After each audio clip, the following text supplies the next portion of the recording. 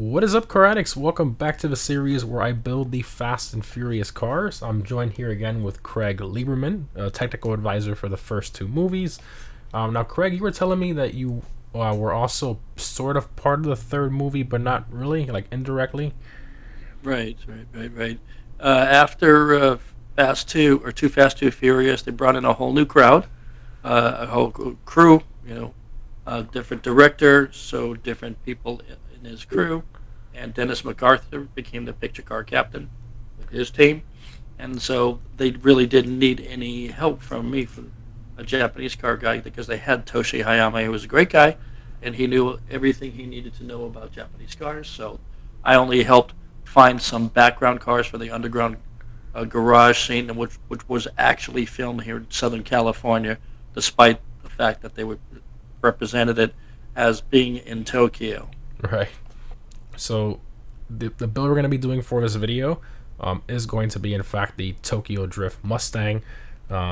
Infamous car, the car that was in the last race of the movie, risking it all, massive bet and all that. So, yeah, this car is, the car we're going to be using for this build is the Dominator GTT. So this is going to be the closest by far to the 67. I believe the GTT is based on a 69, I think, or a 68. I have to double check, but yeah, great car. Pretty expensive though, over $1 million for this thing. So it's not cheap, but it's got a lot of detail, great customization. So let's go ahead. Going here, as always, I always put all the full details in the pinned comment on the car, so if if you're ever wondering the price or whatever, it's always there. Right on the D-pad here. What were you looking for? So as usual, all the usual stuff: armor, brakes, bumpers. So front bumper, first off, you have different color variations. The one from the film had a chrome front bumper, so obviously we're gonna keep that stock there. Rear bumper, again, more color variations. You have a smoothed out rear bumper, but I believe the real one did have the one with the bolts on the back that I'm seeing here.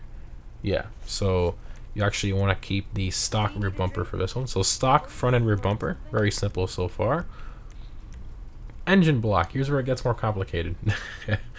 Alright, so here we have different valve covers. Now obviously the one used in the movie, according to Craig, it was only one of them had the RB26, which was represented in the film. It actually worked, actually drove, but all the other ones had just simple V8s, because the stunt drivers, you were telling me, Craig, right, that they didn't like the way the RB26 with the turbo. They needed the low end torque.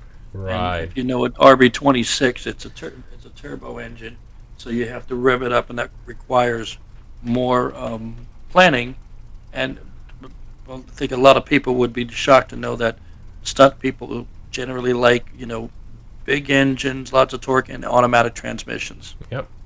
No rush at all. Yep. So yeah, Not because they can't drive a manual, it's because if you don't want to have to be shifting gears, right, in the middle of turning it or placing the car into its position. Yeah, they want to focus on the actual stunt driving. They don't want something else to worry about. That makes sense. A more consistent power too, more progressive power. With the V8 over the RB. So here we have different valve cover options. Obviously, none of these is going to be even remotely close to the RB26, because we have a V8 engine model here. So this one you can just use your imagination. It really, really doesn't matter. You can just throw on here, whatever you want. Yeah, it doesn't matter. I think I'm gonna go black just to hide it a bit. Our secondary's black right now, which I think we're gonna keep in black, so I'll just do that. Air filters. Now here you can change the engine model a little bit. You'll see that here, Craig. But they're all V8s. But so here you have air filters, and then boom. So we have, this looks kind of like a 6th gen Camaro SS engine model, or also I believe the LT1 from the Corvette. So from the 67. Then here you have one that looks a bit different, with the intake mounted right in the front there. Then you got twin air filter system, kind of like an LS. Hmm. Which this could reference the stunt cars, right? Oh, not really. The factory V8 would probably be better. What were the stunt cars using? Do you know or no? Don't know what they're putting in the other cars. One was a 403, as I recall. Okay, so so that's a factory engine. There you have supercharged, and that's it. So that's all the options there. Making decisions is stressful. So no RB26, obviously. So we really can't get close. I mean, the RB26, the shape of it kind of looks like the supercharger. I know that's kind of terrible of me to say, but I'm just trying to make something look remotely close to it. Difficult. Yeah. So I mean, you could But go the with hood's closed, right? Most of the time, right? yeah. You could go with the supercharger, or you could just Craig's saying to go with the stock engine, which I think would probably be the best bet. Stock air filter. Fully up to you how you guys want to go about this, but yeah, this one you want to use your imagination as well. I guess I'll go with stock. You think, Craig? Yeah. I mean, I would pick the fanciest looking engine that I like the most. Everybody has a favorite. I mean, this one looks pretty cool, right? Yeah. So why not? Nobody's going to see it, but you know it's there, right? Yeah. I mean, you can pop the hood in the game for car shows and stuff, but Yeah. I mean, I guess we'll do that. Just have a little fun with I it. like the look of that one. Yeah. Here we have the strut brace. So the strut brace on the actual one, I'll show a picture here on screen. It was a triangular strut brace, which we do have here, and this one right here. So not exact, but I mean it's the one from the film was thicker and a bit further back, but at least the actual shape is there. Max out the tune. Intercoolers. So I would assume I had it. Well, I mean, you can literally see the intercooler there. You can see it, yeah, Yeah. right there. So exposed intercooler, probably be our best bet there. We'll do that.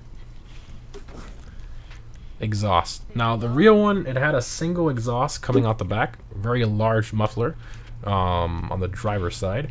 So we unfortunately don't have any single exhaust here because obviously it's a V8 engine model. So I mean, you could just put whatever you want on here. I think I'm gonna go with the big bore personally, but I mean it really doesn't matter as long as you don't go with any of these crazy ones here. But yeah, I think I'm gonna go with the big bore exhaust here. That's some powerful machinery. Fenders you want to skip. These are like tacked on wide body sort of looking. That car didn't have that. Grill. So here you can remove the Dominator letters. You can see there on the edge of the hood.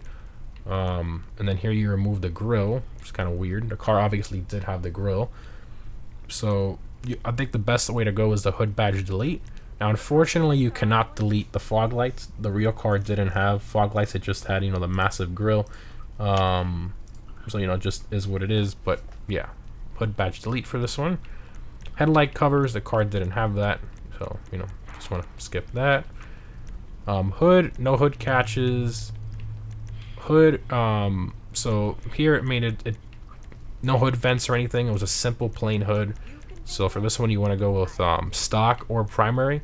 I'm gonna go with primary because I want to make my my secondary black for some contrast on some other parts, like the engine block that I did, for example, with the valve covers that I did. So yeah, we'll do primary stock hood there. Interior. All right. So seats from the photos here, the seats look like original seats. So that's kind of surprising. So. Whatever you No decide. crazy sports seats. I mean, I'm sure the stunt cars had crazy seats and stuff, but the one portrayed in the film as the hero car with the actual RB26, it just had, simple looking original seats. So I think we'll keep stock seats here, probably be the closest. Steering wheels. This one did have a different steering wheel, as you can see here. The closest one Craig and I discussed is probably going to be the Rally Basic. So we'll do that. It's hard when you can have anything. So the car did have a roll cage, had a full roll cage pretty much actually. So the closest here is actually going to be the Dash Dodger cage. Now the roll cage in the film was black, and unfortunately the roll cage for this car is forced linked to your primary color. So in this case, obviously the car is going to be green. The roll cage is going to be green.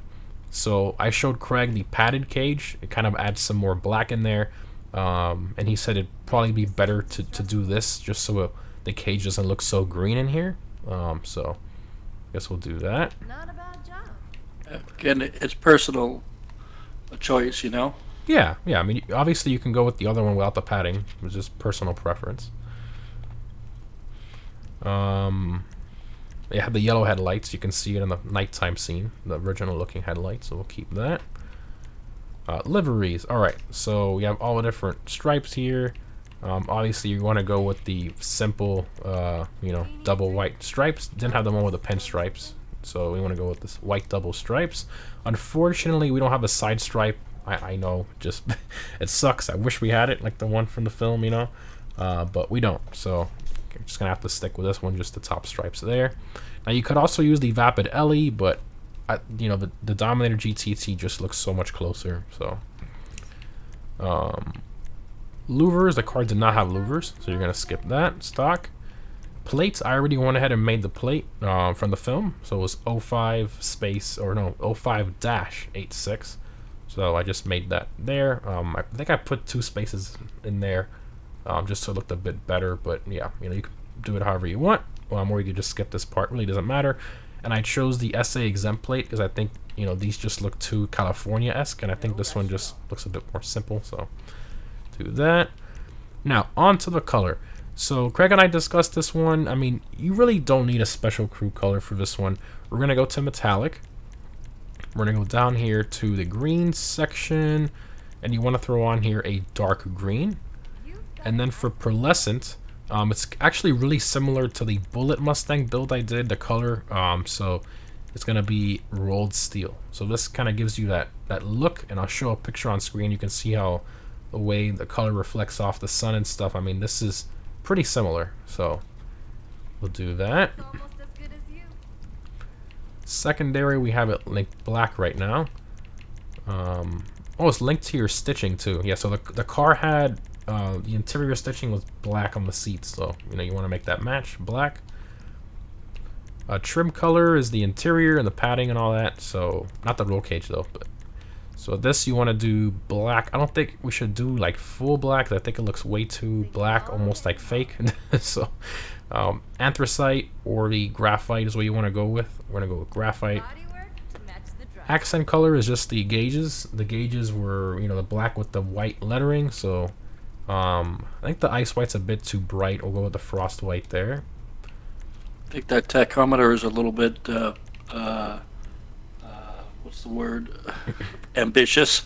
Yeah, at 10,000 RPM. And the red line starts at the red line's at 7, so I'm not sure why it's necessary to show the rest, but yeah.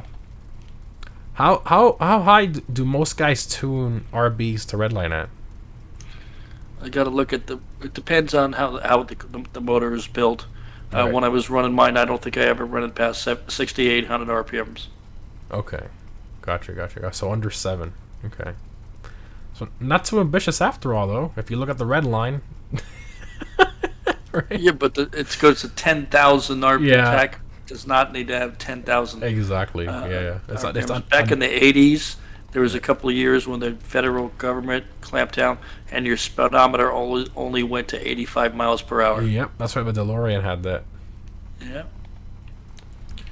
Those were the dark years, man. Dark years.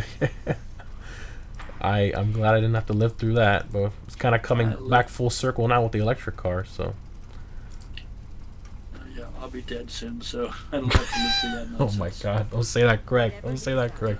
All right, so here we have the skirts, which for some reason Rockstar linked to the side scoop vents, which makes no sense to me. But I guess they need a category to put it in. So here we have all the vents. So the car did have side scoops. So the closest is going to be the primary pillar scoop, which we'll do. Spoiler, the car did not have a spoiler upgrade, so you want to skip that. Splitters, the car did not have a splitter, so you want to put the splitter delete. Do that, chin spoiler delete. No sun strips. Suspension, this one's personal preference. I think this is just a tad bit too high, especially if you look at the front wheel. So I'm going to just go down 1, and I think that's a good look. And we can go back and change it when we do the wheels, but do that for now. Transmission, turbo. Obviously, the car was RB26 turbo. So might as well, even though it's a V8 exhaust note. But you know, more references, right, Craig?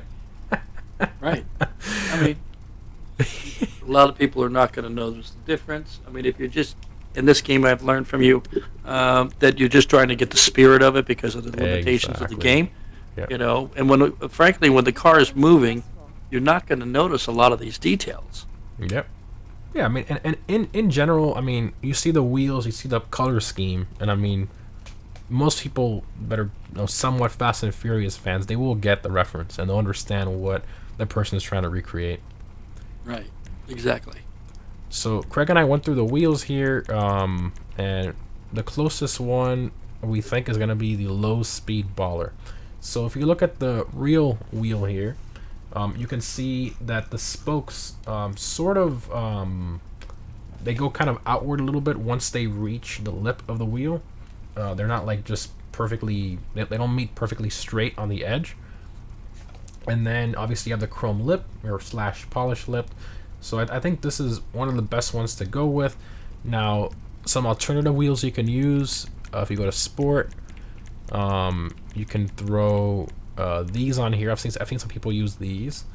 You can also use in the track category the pure business. This is also a great choice too. These look pretty decent. So it's all personal preference. I think these look really good, but I don't know. I guess it is missing. I mean, this has the same amount of spokes, right? Oh no, those were 7 spokes, right, Craig? The one from the movie? Yeah, those are 7 spokes. These are 6 spokes. Yeah. Okay. And these, the ones in the SUV category are, they're 10 spokes. That's why they're called a low speed. Oh, these are the low speed ballers. I think these are also 10 spokes. 3, 4, 5, 6. Yeah. So, but I think we're gonna go with these. You can also go with a pure business, also a great choice. All based on the preference you like. And then the spokes of the wheels were gray, but then the outer lip was, the polished / chrome. So go with the stone silver spokes. And that looks really, really good. Windows, the car didn't have any tints, but if you'd like to make the windows look not as transparent, you could go with light smoke if you'd like, but in the spirit of the film, we're gonna go with no window tint at all. That's all the options there. Now, in terms of suspension, I think we're good there. What do you think, Greg, in terms of the lowering? I think the one I chose is pretty good. I think stock is too high. Yes, I think you're right. Yeah, that looks good. All right. I mean, it's a proper stance for it, but Yeah. a little bit down in the front. Yeah. All right. She's done. All right, let's take it for a drive. I mean, it's quite clear what you're looking at there. I mean, anybody who looks at this car, I mean, I see a green Mustang with white stripes and giant, aftermarket wheels. I mean, it's kind of obvious. Yeah, this thing is so cool. And the Dominator GTT, this car in the game in general, I mean, it's just a fantastic car to drive. And it actually has good handling, believe it or not. So for some reason, the regular Dominator, which is based on a newer, 05 Mustang GT, that one handles worse than this 1960s Mustang, which makes no sense, but that's... Of course. That's GTA at it again. Yeah, we call that Rockstar logic. Yep. Depends on what time of day it is. Nope, that's 5 o'clock Friday. No, that's good. It's fine. We'll leave it like that. Yeah, Monday, I'll get to it on Friday. Oh, you're gonna love this one. So we have the the Dodge Challenger and the Dodge Charger are based on the same chassis, right? The same unibody platform. Based on the old Mercedes, right? So for some reason, we have both in the game. We have the modern Charger and the modern Challenger. The Challenger is called the Hellfire, and then the Charger is called the Buffalo STX. So the Challenger handles, as you would expect, kind of boat-like, loses traction, right? The way it's supposed to be, fun, muscle car, traditional. But then the Charger, for some reason, Rockstar decided, oh, that looks more sporty. So let's make it handle like a sports car. And it's literally glued to the ground. I don't know why they did that, but... I'll tell you why. because the developers are overseas. Oh my God, that car's very good, big car. Oh my goodness gracious, that's gonna be that Well, much, much faster. the developers are British, no, not Indian. Half of the British developers are Indian. Oh my god. Oh man. Didn't you ever notice when you're walking down the street in London, there's an Indian restaurant every block? I've never been to London. Okay, well there you go. So here's how this turned out. Looks pretty I like good, that. though. I actually like that. Yeah, looks really good. That looks sexy, actually.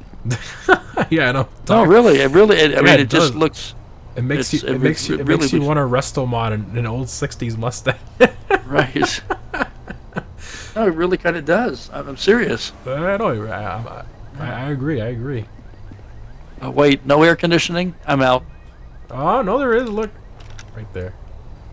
Just because the button in the vent is there does not mean the car is equipped. We'll put the, what do they call it? Vintage air. You've heard of vintage air. That's what Vintage air, of course, yeah. Where's the trunk? Why is the trunk gray? What? Our whole interior is black, but then the trunk is like light gray / silver. Focusing in on the wrong details, I might. Hey, I'm picky when it comes to this. 'Cause, like, Rockstar, they put all this effort into the car, and then they did this. I don't understand why. They should just put a nitrous bottle in the back, and nobody would care what Ooh. color it was. That's true. They should Right? do that. That should be part of the roll cage option or something. Should be part of every package. Honestly, looking at the steering wheel photo now that we saw earlier, this looks pretty good from far away. Like, Yeah. Oh, I that's dated not- a girl like that once. oh my god, Jesus Christ! Oh my god! Back to the car, Craig. Back. Okay. Okay. Oh man. Oh man. All right. Well, that's the Tokyo Drift Mustang build. This is a pretty fun one. Pretty easy. Yeah. It's a good car. I mean, seeing that movie as a kid, I thought it was just so cool when they that whole scene where the Mustang they kind of like build the whole thing and they paint it and all that, and then he races it. I mean, it's just so cool. They But, raced it down the canyon in Los Angeles. Yeah, Craig was telling me. He was telling me that most of the film was filmed in California, not even Tokyo, right? Right, Tokyo, Shibuya Crossing. They did some bootleg filming with the crowd stuff, but no cars were going around. So what they did is they put up giant green screens in a few blocks of downtown LA, and then they, with these giant green screens and went up about 80 feet in the air, they could project everything, anything wanted on that Wow. digitally. So it looks like they were driving in Tokyo, but it was not. And the underground garage is still up in place today. It's a place called Hawthorne Mall. Look it up on Google Maps, and you'll see. Friends of mine just visited it about a month ago. It's still standing, but abandoned, and that's where they filmed the Tokyo Drift underground garage scene. Unbelievable.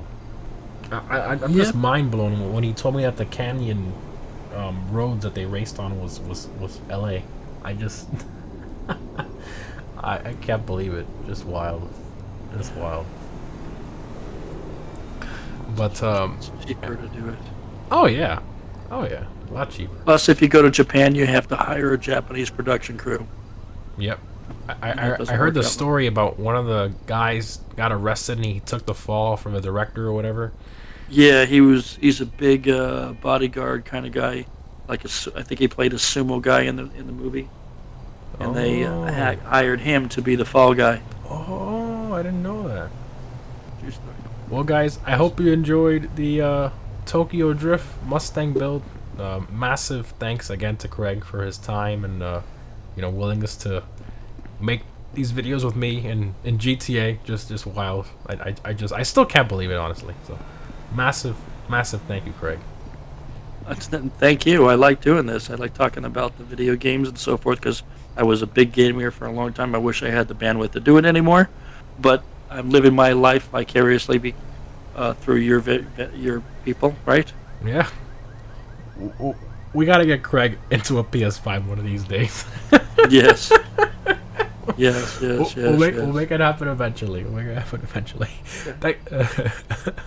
Thanks again for watching, guys. Don't forget to subscribe to Craig. The link to his channel, as always, will be down below in the comments section. Have a good one, guys. Thanks again.